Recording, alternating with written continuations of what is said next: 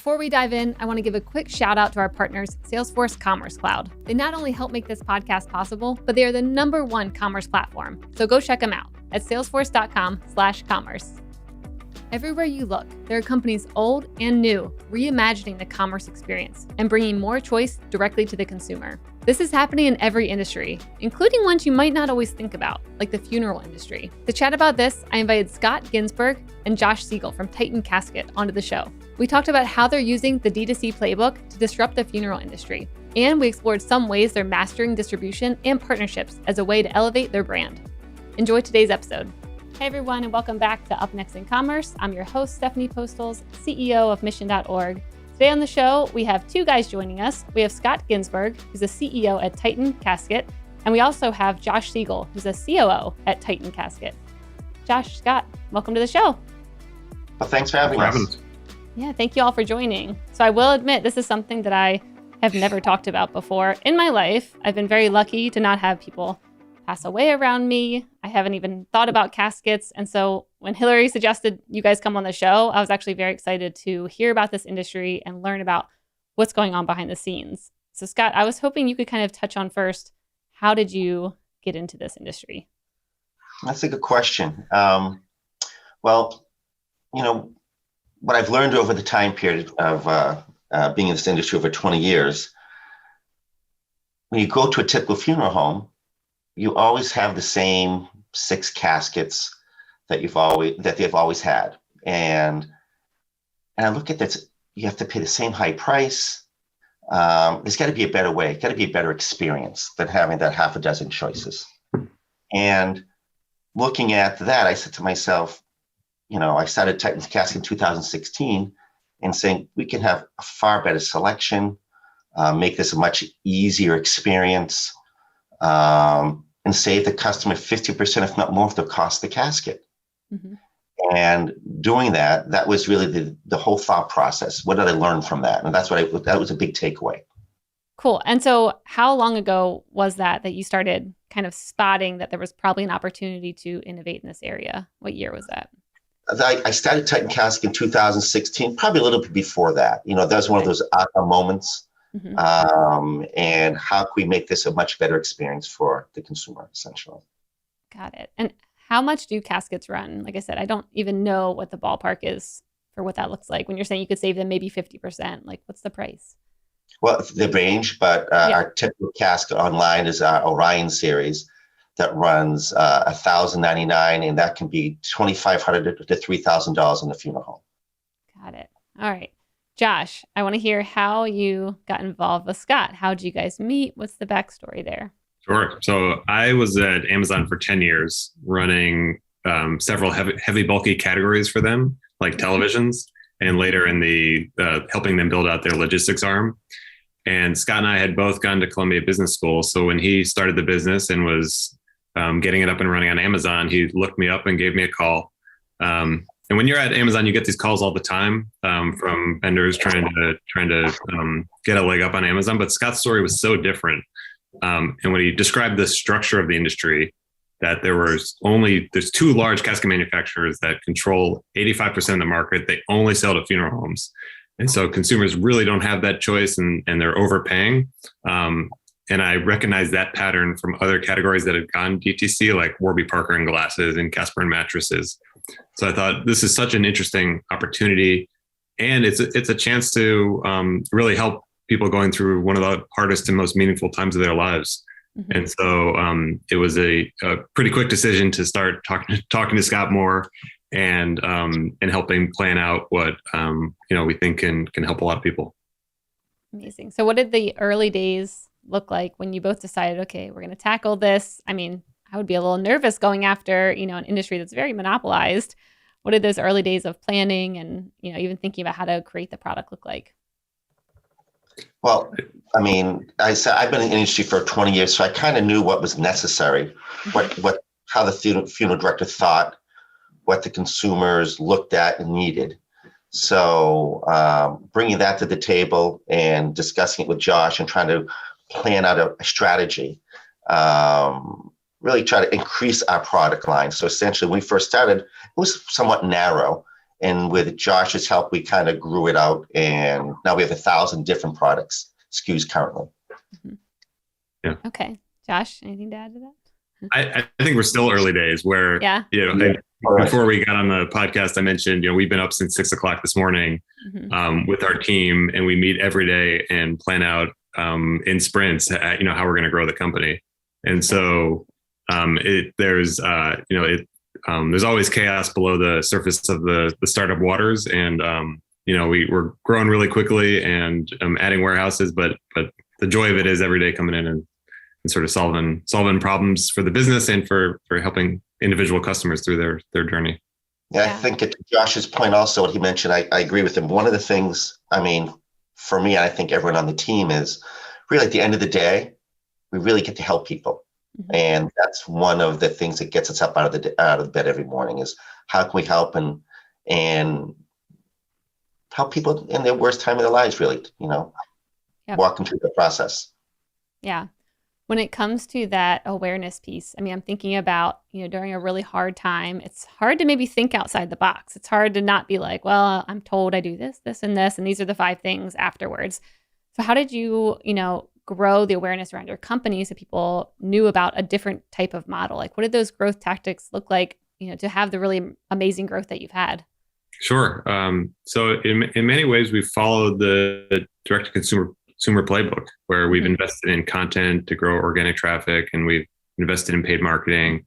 And we've also seen significant word of mouth, where we will sell a casket into a community and families will tell each other about the experience they had. And we'll sell a casket that, even though a consumer is buying it, it's in the hands of a funeral director who's planning 80 or 100 cases a year, and will come back to us and work with us. But you're right in that this isn't an experience that customers are thinking about often before they come into the process, and then they want to get out of the process as soon as they are done. Mm-hmm. And so mostly our job is to be there for consumers who are searching for us, not to go out and get in front of consumers who are not thinking about or searching for casket and funeral needs. Yeah. What kind of education goes into that? Like what kind of content are you making, or what was connecting with people when you were trying to, find that niche? So our content, it's we think about it in a few different ways. One is the process. It's such an opaque process. So when somebody is in a moment, they're not often thinking the most clearly, and to put some structure around the process and give them education on each component of that is, if you look at how our content is structured on our site, that's what our content focuses. And then nearly every customer that works with us calls us or chats with us. And so a lot of our content strategy has just been answering the questions that customers present to us every day on the phone. And so having that type of qualitative data, both to inform what products we have out there, how we're answering questions, and then what content do we create has been our approach.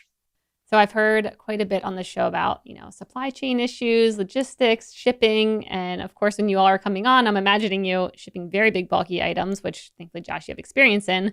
But what did the past year or two look like for you when it comes to shipping? Well, we ship everything within the U.S. for our 4 warehouses, and supply chain. Everyone's had issues. It has been. We've seen some issues, but it has not stopped us from shipping our product throughout the country. There've been challenges, but we've been fortunate to have no hiccups, essentially. Yeah. So are all your warehouses and everything here in the U.S.? Is that why, went a little more smoothly than most of the people that I talk to are, were shipping from China and their ships were getting stuck. And so you guys have all your warehouses and everything here in the U.S. Part of what makes us unique, Scott's been in the industry for 20 years, knows everyone manufacturing domestically and internationally. So we've built a network of manufacturers that can work around the supply chain issues that have come up, especially in shipping in from overseas. Mm-hmm. We do store goods in warehouses in the U.S. And so we've consistently been in stock, although, we have 1,000 items. And so obviously there's pockets where we're a little lighter. Mm-hmm. And then we built an organization where we have an entire team that all they do is track shipments. So we're in a business where you can't miss. Like if you've ordered furniture lately, you may know that the date you get when you check out is never correct. Yeah, exactly. I personally know that. Exactly. And that's probably okay. If your couch shows up a few days later or 2 weeks later, 6 months. Yeah, exactly. 6 months. You're okay. Yeah. But for us, we need to promise a date to consumers that we have to hit. And so we make sure ahead of time we can do it. We won't sell an item if it can't meet that timeline. We track items every day. We have ending cords to pull if we need to get a truck out if a driver breaks down on the side of the road. Mm-hmm. But we make sure we don't miss because we're not in a business where that's acceptable. Yeah. Do you ever talk to other folks in the industry, not your industry, but just other industries where you kind of maybe recommend like, hey, maybe you should bring more things, into the US, diversify a bit so you wouldn't have to worry about these problems in the future? I mean, that's something I've been thinking about a lot, especially when I see our trade deficit. I'm like, okay, maybe we just need to bring more things into the US here, and then we would not have as many issues as we have had. But do you ever experience that right now when you talk to other people? We do see that. We see a lot of people out there saying, actually coming to us for help, actually. Mm-hmm. And but right now, I just feel bad for a lot of companies out there that they're stuck. We have those conversations with each other to hit the demand that, to achieve the sort of vision we have. We know we're going to have to expand manufacturing, and if we can avoid boats in that process, that would be great. Yeah. Well, what's it look like? I mean, if I'm, a founder right now, starting a company, and I'm like, okay, maybe I want to explore, getting a system here, getting manufacturers here. I mean, it sounds like, Scott, you have a lot of experience doing this. What would the first steps look like to actually make that, the plan? To be here in the U.S., I would look to, well, first off, depends on what the product, obviously, but I would look to see which firms in here in the U.S. that are still doing it. To look for maybe a contract manufacturer, perhaps in the U.S. that could perhaps help them, and look at their distribution model. Is it just a East Coast, West Coast? How can they help? From a logistic perspective, where would they have to put their warehouses throughout the country to make it more efficient? Mm-hmm. So it kind of depends upon the product. Like we just mentioned, furniture. You could have one warehouse in one location. It's not a timely situation. Where for us, it is timely. Like we mentioned a while back, a Halloween costume. It came on a day after Halloween. What good is it? We have to get it there in a timely fashion. So. Yeah. Okay. So find some contract manufacturers already here doing something similar. See if you can start working with them. Anything else that you would advise or anything to kind of look out for when you're trying to set this up? What else would I look out for? Having a good sales team, having a good, just a team in general that you enjoy working with. That's probably the most important thing. When I reached out to Josh, I just wanted to make sure whoever I bring on, I like to work with and I enjoyed work with. Mm-hmm. And I would probably say that's probably one of the most important things also. Yeah. Josh seems pretty cool. Seems like a good fit. Yeah. That's great. So what do you think about maybe starting up your own, facility? I was just talking with Hello Bello, and they, started their own manufacturing facility here in Texas, and they were very bullish on more people doing that. Of course, you have to have a big budget and, be able to afford that from the start. But how do you think about maybe making something yourself versus hiring it out? It's a good question that we are talking about before and after this conversation. I'm just getting into your brains right now. Yeah. So I think there's obviously financial models you can do where you're looking at the ROI of the capital expenditure that you're putting out and making sure that you have volumes that you could either yourself sell or sell through other partners, because there's a sort of minimum size that need to be. Mm-hmm. There's the time and effort that takes that may distract you from running your core business often. Depending on who you are and how core is this capability that you need to own long term. It can take all of your time very quickly unless you have good people in place who know how to manufacture. And then you have to think about what problem are you really solving. If you want to own manufacturing, for us. It's just achieving scale. Like I mentioned, there are two large manufacturers who won't work with us, who control most of the market, and we want to achieve scale. It's something we may need to own. But that's not the case depending on the strategy of the individual company. Yeah, I always wonder how many companies kind of stop at that, where they're like, oh, well, these two companies own, all the contract manufacturers here. So like, I can't really do anything because of that. Like how many businesses stop and then quickly go overseas because of that? Yeah. It's not something you may start on day one with, but I think Scott's a big proponent of, in all parts of our business, he pushes having redundancies where, what is our plan A, B, and C on the manufacturing side, on the shipping side. And so I think you have the plan, but then you want to make sure that if something goes sideways that you don't go to zero. How do you think about that planning process, Scott? It sounds like you've definitely got things very buttoned up over there. So like, how did you think about this past year or prepare for that in a way that, gave you options? Well, it's a good point. Like, since we have multiple warehouses throughout the country, so we put them in strategic locations. So we have to ask ourselves, how fast can we get something from point A to point B? So from a logistics perspective, we look at try to have somewhat of an overlap. So, for example, last year we were hit in the middle of the country with these ice storms. I don't know if you remember that. Being in Texas. Yeah. So that shut us down in one of our locations, but the other ones overlapped certain areas. So in some instances, it was a hair longer to get to, but those redundancies kind of kicked in. So that's was one of our strategies. And going forward, we're looking to expand that also. Got it. I want to hear a bit about the way that you sell, because I saw I think also on Amazon, you sell on your website. It sounds like you work with funeral homes. Tell me how you all thought about the different channels and do people go on Amazon and buy caskets? That was also a big question for me. Like, sure, no. I mean, one of the keys in my opinion, sales is distribution. So getting the biggest distribution of our product out there from Sam's Club, Walmart, Costco, Amazon, and also, our website, TitanCasket.com.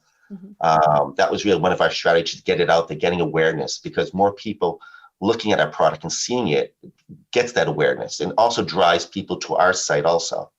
Yep. So what does that look like? Keeping track of everything, going on Amazon. I mean, were there any surprises? I oftentimes hear people saying, oh, we started on Amazon, then we pulled off because we decided we didn't want to sell there. And then we went back on. What did that look like behind the scenes when you were basically selling everywhere? Yeah, I mean, each company has their own style, their own way of doing business. So adapting to each one is somewhat unique. And you just have to know how to work within that company, basically. And Josh is really good at this also. Josh brings a lot to the table when it comes to that. Amazon is the search engine for products, so it's where people start. And if you're trying to get volume and awareness, you want to be on Amazon. And so there was a lot of early traction with Amazon, but it's an expensive sales channel, as you alluded to. It can be complex to work with, especially on the heavy bulky side. It does not deliver the customer experience that we would want in terms of having a hands-on process. And so we see it as a big part of where we advertise and drive awareness. But over 3/4 of our sales are through our own site. I think any direct to consumer brand, especially now with the no code tools and the ease of being able to do that yourself with a small team, you really want to own that customer relationship and own that customer experience. That's where you're going to be differentiated. That's where you're going to create value long-term. And that's where you're going to create that ongoing two-way communication with customers. Got it. What's it look like when if you're advertising and you're kind of gaining awareness on Amazon? I mean, what does the process look like to also kind of nudge them and be like, and go check out our website for more details and education? Like, how do you actually make that funnel work for you? So we want our customers to buy wherever they're most comfortable buying. And so Amazon is obviously a very trusted place to buy. And especially for such a personal item, customers do like buying there. And that's fine. And would, but customers do. We know customers do. We can look at the amount of direct traffic we have, or brand searches where we know customers are seeing us elsewhere and coming to our site and finding us through Google. And so, I think we manage every sale the same on our back end, where we're a seller on Amazon. We're not doing FBA. So it's still our customer service team, product moving from our warehouses. And we're not going to treat an order any differently. it's a little harder to get in touch with the customer because you have to work through Amazon systems. Yep. And, if they call us and need a different address, where we can't do that through Amazon, there's some restrictions, but other than that, it's the same. It's the same. Got it. And what about Costco and Sam's Club? I mean, you all are where everyone, would love to be. So how did you get into Costco and Walmart and Sam's Club? And what does that working relationship look like? It's took years. Yeah. I think they're both a little different. Costco is the sort of original online seller of caskets. They've been doing this for 15 years. And if you really? talk to most customers, yep. I don't know if we've mentioned there's a FTC funeral rule. Did we mention that? No. What is this rule? So there's there's the industry structure where there's a couple manufacturers. They only sell to funeral homes. So customers face this markup. Mm-hmm. But in the 80s, the FTC passed a funeral rule, which gives consumers the right to buy products outside of the funeral home and have them shipped to the funeral home, and they cannot be charged or otherwise burdened by that choice. Mm-hmm. And so when that was passed, years later, Costco got into it, selling caskets direct to consumers at significant discounts. Mm-hmm. And so Costco's, when consumers think, they think about both buying caskets. If they think of anything, they think of Costco. And second, consumers their members love Costco. They just love Costco, yeah. And they trust that if the product that Costco is offering, it's a very curated selection, unlike Amazon. The product that they're offering will be high quality and a great value. And so we only launched on Costco a few months ago after, years of working with the buying team there and designing the right selection for them. And it's been a phenomenal channel for us so far. Mm-hmm. Sam's, we approached differently. They were not in caskets. And so for them, we worked with the team to design out what is the experience and how could they be confident that they were providing excellent value and an experience to their consumers. And so we helped launch that category earlier last year as well. Got it. That's amazing. Congrats on getting in both of those. I mean, with Costco, because I know I was reading an article about them, and essentially their Kirkland brand always has to be slightly better than a name brand. So if they have Starbucks, their Kirkland coffee actually has to be better by whatever, maybe the ingredients better, maybe it's organic and Starbucks isn't. Like, there has to be something. Is your name brand in Costco, or are you kind of their Kirkland brand now? So name brand. Yeah. Name brand. Okay. Yeah. Got it. And there's not a lot of private label strategies in any retailer in caskets. Mm-hmm. I think at one point we talked to Amazon about a brand, but I think, retailers are, would be cautious about putting a Kirkland casket out there. But we'd be happy to work with them if they approach us on that. And were there any surprises when you got Costco now? I'm sure you guys have been very busy over the past couple of months since you signed with them. Like, was there anything that you weren't expecting when it comes to working with these bigger retailers? They're also different. Yeah, that's the thing, that every system, every company is just different to work with. Mm-hmm. And the way you work with them too. Some are more hands off, some are more, they're just different, really. Yeah. How are you keeping track of everything then when it comes to the data and the customers? Like, how do you get a consolidated view when Sam's Club is different than Costco and Walmart? And I think the person that we haven't spoke about here, who's one of our co-founders, is Liz Siegel. Mm-hmm. And she really keeps us going. Okay. I like to call Liz our secret weapon. She's founded multiple direct-to-consumer startups. She has scaled a customer service team and operations team. And she's pretty amazing. She's has a 97% on-time delivery rate on all our products, which is in the heavy bulky space. Yeah, that's great. Go Liz. Also, she's great. And she's also has over 400 five-star reviews. So she really, if getting back to the initial question, who keeps us straight, who keeps us in line with each one of those organizations, it's Liz. Wow, that's cool. Amazing. So where do you guys want to innovate over the next coming years? Are there more things that you're trying to disrupt? I'm just thinking this is probably just like tip of the iceberg, the actual caskets. I'm thinking about paperwork and everything else that comes with it. Are there other areas that you're looking to disrupt right now and get into? Yeah. So if you think about, to your point, if for customers today, when they are planning a funeral, they often start with the venue, which is the funeral home, and every decision they make after that is from the book of business that's at the funeral home.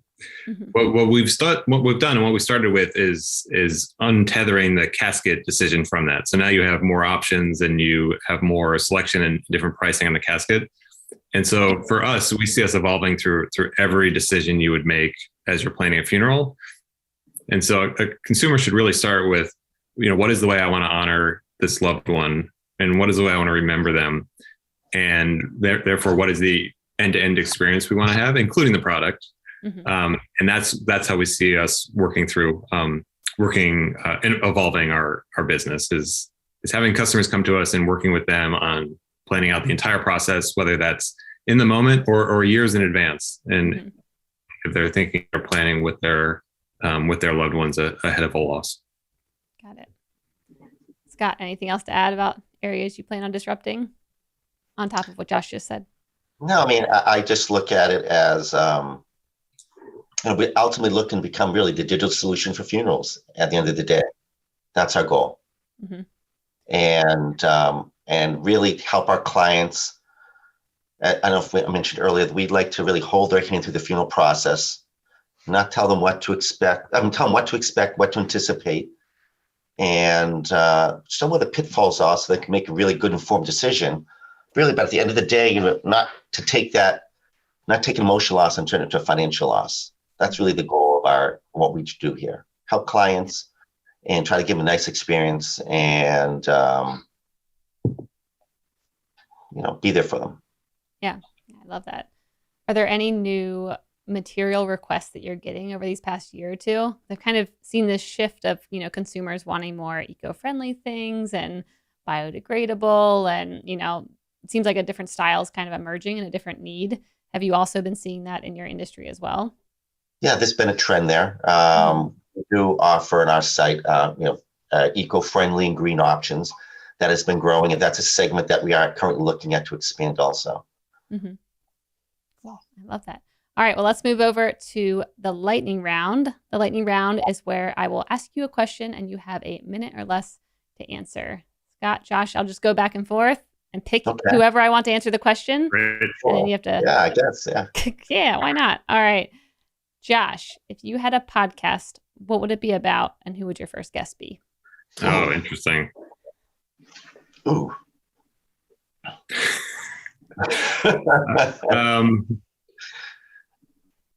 Yeah, it's all right. So, I mean, having spent 10 years at Amazon, I'm probably biased, but the couple meetings I was in with Mr. Bezos, are probably three of the most meaningful meetings I've had in the last 10 years. Just observing the way he works at all levels and the way he's thinking on a different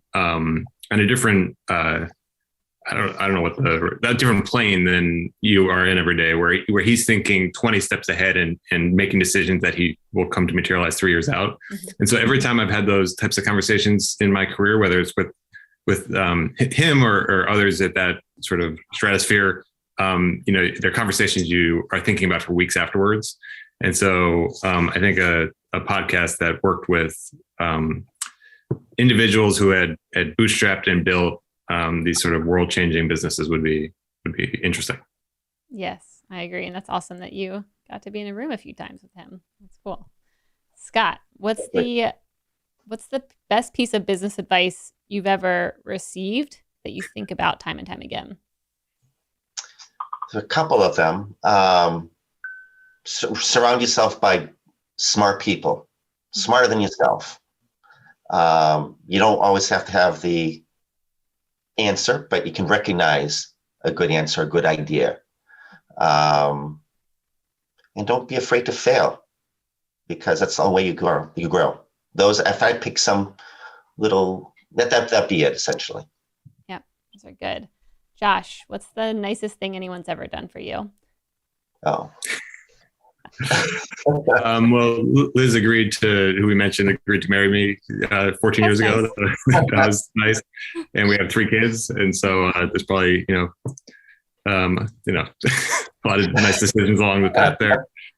That's pretty good. Yeah. Yeah. Yeah. Scott, what's up next on your reading list? On my reading list. Mm-hmm. Well, I'm a Ken Follett person, so where will that end? Okay. Well, I'll have to check that out. I don't know that one. All right. And then the last one for both of you, you can think about it, and I'll let Scott go first on this one. When you want to get creative and get in, your zone, what do you do? Scott. Yeah. Okay. Like when you're like, I need to, be able to think about how to plan my logistics or how to do this. Like, what do you do to get focused? Do you read? Do you meditate? Do you go outside? And it's going to sound crazy. If you see right behind me, there's a couch. Okay. Yeah. That's your couch? So what I like to do for myself is I can't say her name, the Amazon product because she'll go on. I'll say play classical music, and I'll just sit back there and just chill. I like it. Josh, what about you? Yeah, so I do meditate. I use the Calm app every morning. And if I have a hard problem to solve or want to be creative, it's sitting with a blank sheet of paper, typically very early in the morning, as soon as you wake up. In reading, when I was younger, I used to be more of a writer, and you read how anyone from comedy writers to novelists and the advice you always get is don't even get out of bed, just have a notepad and write for 10 minutes, whatever the thought, those first thoughts. And then revisiting those notes later in the day are a way I've been both, insights in my personal life as well as throughout the years, whether at Amazon or at Titan, where new ideas have originated. That's good. I'll have to try that. Well, Scott, Josh, thank you all so much for coming on the show today. Yeah, thanks for sharing about your industry and what you all are up to. Where can people find out more about Titan Casket? So the best place is TitanCasket.com. Exactly. That's where we have everything about the company. And honestly, people can call us. We're a company that has our phone number all over the site, and we love talking to clients and potential partners, and because we're here to help, whether you choose to buy product from us or not. Amazing. All right. Thanks so much. Well, thanks for having us. Yeah, thanks for having us. If you're looking for the #1 platform for all things commerce, there's no better choice. So definitely go check it out at salesforce.com/commerce.